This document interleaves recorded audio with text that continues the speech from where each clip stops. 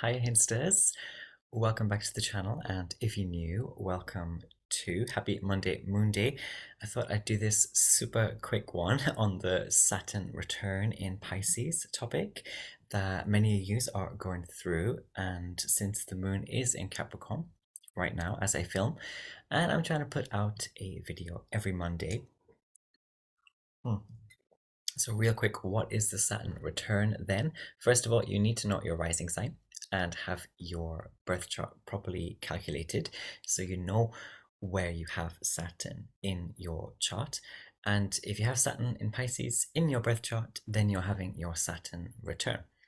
Everyone has 2 or 3 Saturn returns per lifetime. And as the name implies, this is an astrological moment when Saturn returns to exactly the point it was at when you were born, which takes around 26 to 30 years, give or take, retrogrades and all these things. If you're in that age range, then you're going through your first Saturn return. But I do have some clients actually who are going through their second one right now. So yeah, your Saturn return lasts about 3 years. And what is it? Well, it's like a big Saturnian recalibration. It's a karmic closing, if you like, of a chapter. It's in the sign of Pisces. We can very briefly reflect on Pisces as well, this mutable double-bodied water sign, the 2 fishes, the diver into and out of lust and love and empathy and compassion and the spiritual chameleon and all, so much more. But reflect, yes, also on the sign a little bit, but Saturn is mainly what is coming through as well with this karmic closing. And if you have Pisces in an angular house, that's the 1st, 4th, 7th, or 10th, then your Saturn return is almost certainly going to be very impactful, astrologically speaking. Now, I'm an elder gay, so in case you didn't realize, my first Saturn return has been and gone, and I am quite familiar with angular Saturn return vibes, as I have Saturn natally in Capricorn in my 7th house. In fact, it was during that Saturn return that I was first getting into astrology and tarot, and so many things in my life were quite like dramatically changing.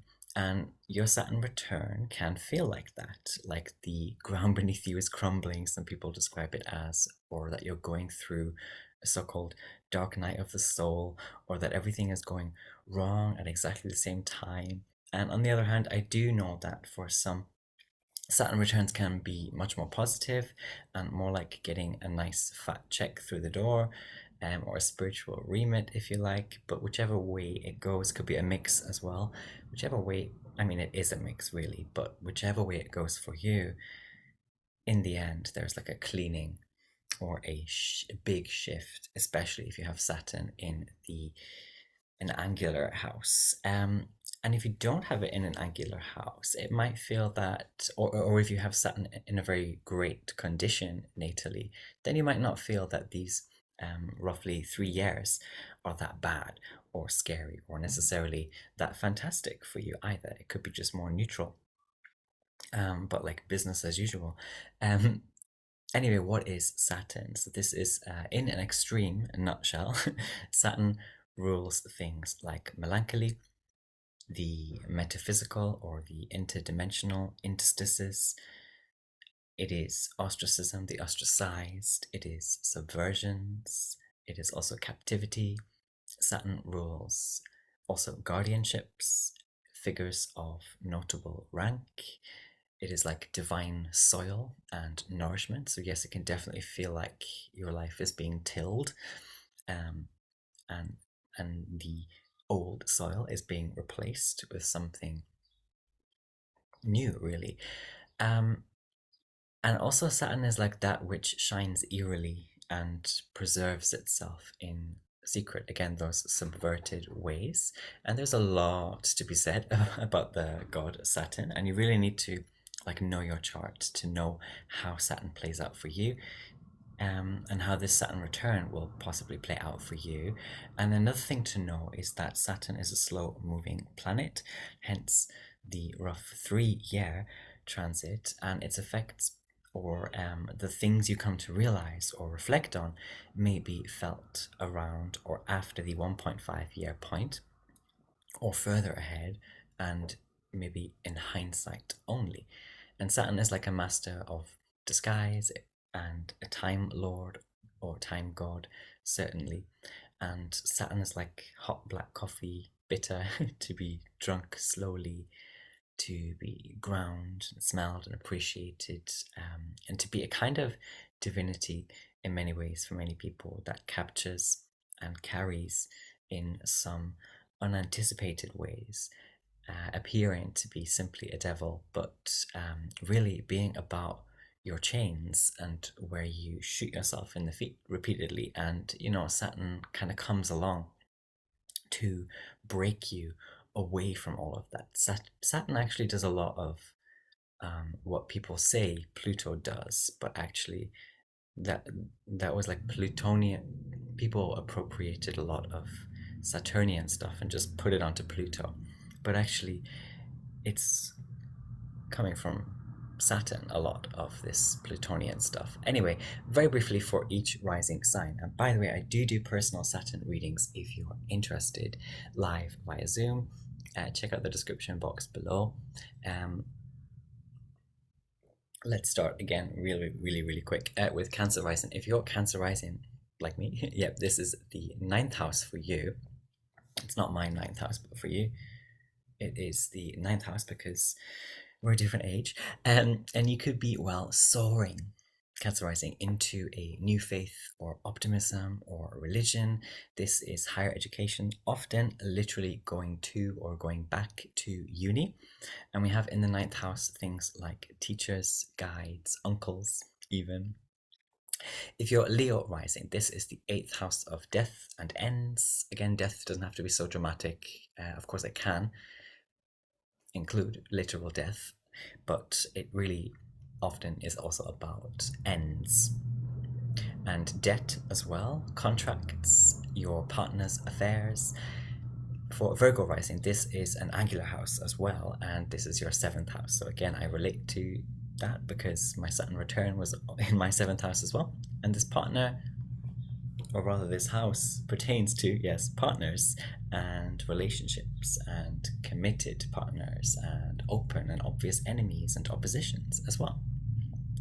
Libra rising, for you, this is the 6th house of health or bad fortune and hiring or employing others. And for Scorpio rising, we've got this in your 5th house. This is good fortune. We've got here themes of livelihood, risks, casual dating, romance, children, creative projects, pets. For Sagittarius rising, this is an angular house again. So this is your 4th house, where we've got big themes of house, home, the past, your roots, and buried things possibly coming to the surface or connecting with that which may have been hidden from you before. For Capricorn rising, this is the 3rd house of how you relate and connect and communicate.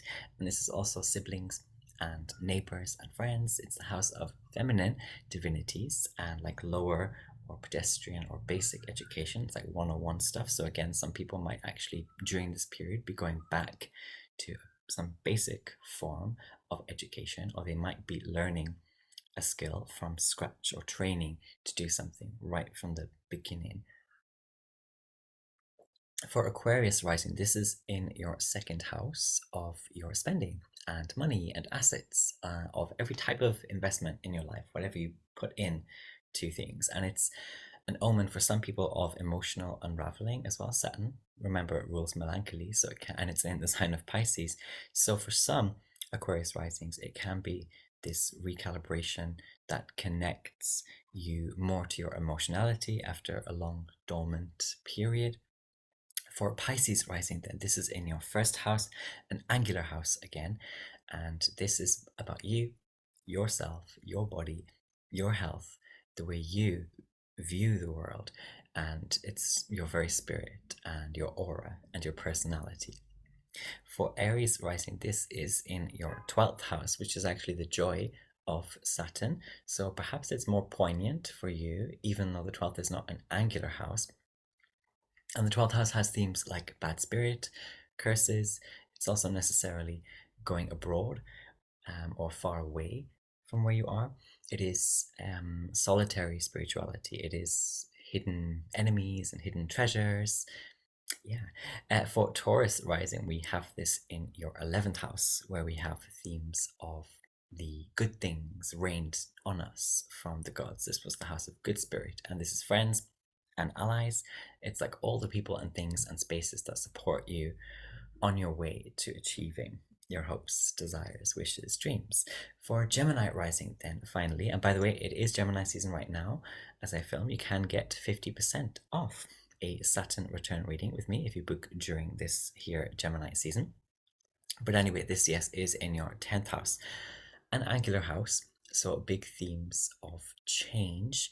We find here also the themes of career, calling, reputation, and that sort of greater feeling of being pushed or pulled by the gods to take action.